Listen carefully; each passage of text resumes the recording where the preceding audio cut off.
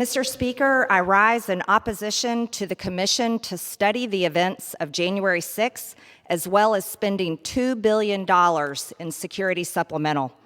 The question that comes to mind is this: what about all the riots that happened during the summer of 2020 after the death of George Floyd?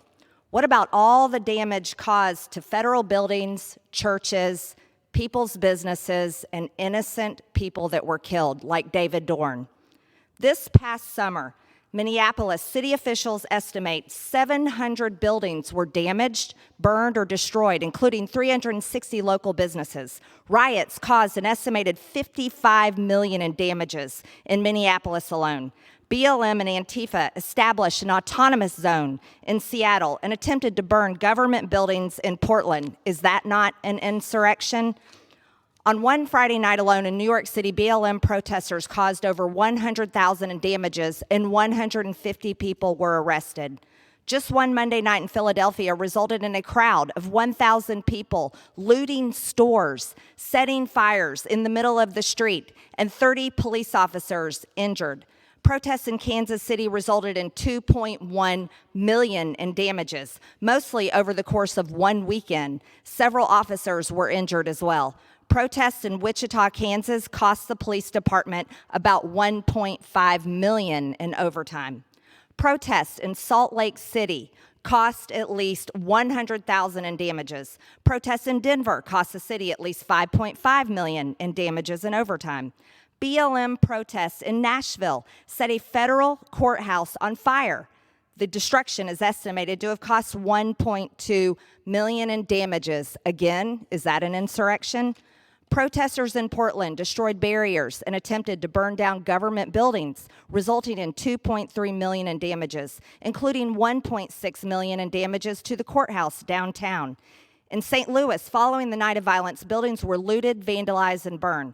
Protesters in Louisville set the courthouse on fire and shot 2 cops, resulting in a state of emergency ordered being declared. Protesters in Kenosha, Wisconsin, injured. Police officers set off fireworks near the building and courthouse and set at least 2 city trucks on fire. In Guilford County, North Carolina, a courthouse was broken into, set on fire, resulting in roughly $200,000 in damages. Protests in Oakland, California, resulted in a courthouse being set on fire and vandalized. The LAPD was defunded by $150 million, and some smaller crime units were eliminated entirely. Studies show 570 protests in 220 U.S. locations turned violent over the summer. Are those not insurrections? The $1+ billion in riot damage is estimated to be the most expensive in insurance history. It resulted in up to $2 billion of damages in 20 cities across the U.S., mostly concentrated in LA, Detroit, Miami, D.C., and New York.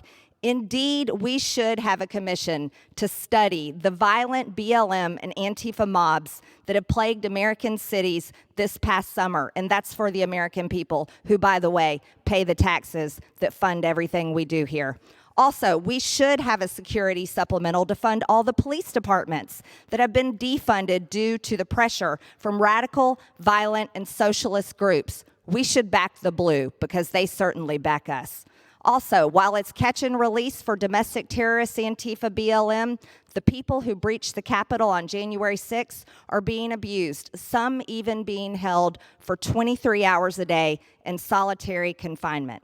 So, Mr. Speaker, my questions are this: who placed the pipe bombs at the RNC and the DNC, which is an attack on both Republicans and Democrats? Why was President Trump's request on January 5th for 10,000 National Guard denied? And who denied it? And what chain of command did they follow? Also, who killed Ashley Babbitt? And why is that not being revealed? Does her family not deserve justice? And lastly, when will the witch hunt of Donald J. Trump come to an end and all of those who support him? I rest my time.